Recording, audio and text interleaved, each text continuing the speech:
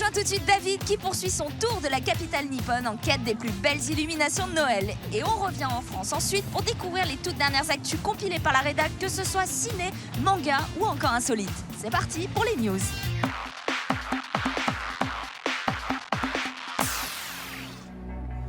Konbawa, salut à tous. Aujourd'hui, nous sommes à plus de 3 quarts d'heure de train au sud-ouest de Tokyo et on va aller admirer les superbes illuminations de Noël du parc Yomiuri Lando.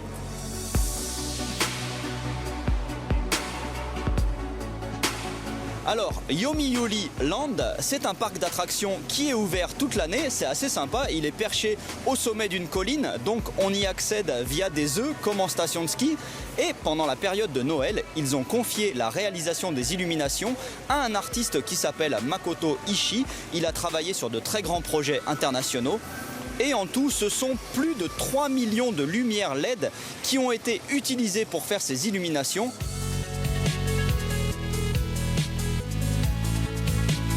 Et en ce qui concerne les illuminations, le parc est divisé en plusieurs grands espaces. Là, je suis dans l'espace aquatique car il y a plusieurs énormes bassins d'eau et à intervalles réguliers, il y a des spectacles sur ces bassins. Et je peux vous dire que ça envoie du gros pendant les spectacles. Il y a des jets d'eau qui partent au moins à 10 mètres de haut. De temps en temps, on a l'impression que les jets d'eau dansent vraiment sur le rythme de la musique.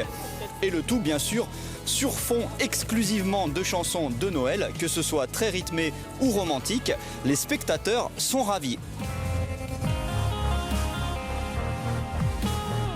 Là, je suis sur une très grande allée boisée qui s'appelle Jewel Illumination, les illuminations joyaux. Et en fait, au sommet de la côte, à côté, il y a une grande roue qui permet d'avoir une superbe vue sur le parc. Mais il y avait une file d'attente de dingue, donc je n'ai pas eu la patience. Mais c'est pas grave, parce que le spectacle dans cette allée reste grandiose.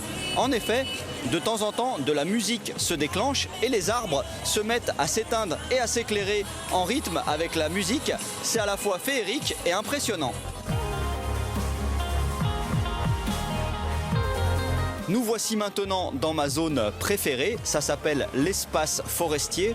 En effet, c'est là qu'on trouve les plus grands sapins et arbres de Noël. Et en plus, ils sont décorés de toutes les couleurs. Et puis là, ce grand espace devant moi, c'est une illumination qui est censée rappeler un motif royal. Et bien sûr, ça s'éclaire par partie, par intermittence. Et comme tout le reste du parc, c'est magnifique. Voilà, c'était fantastique. Alors bien sûr, contrairement aux illuminations dans le centre de Tokyo, ici il faut payer, ça coûte à peu près une dizaine d'euros, mais ça vaut vraiment le coup. C'est l'un des endroits les plus noéliques que j'ai jamais vu au Japon. Allez, à plus, ja ne.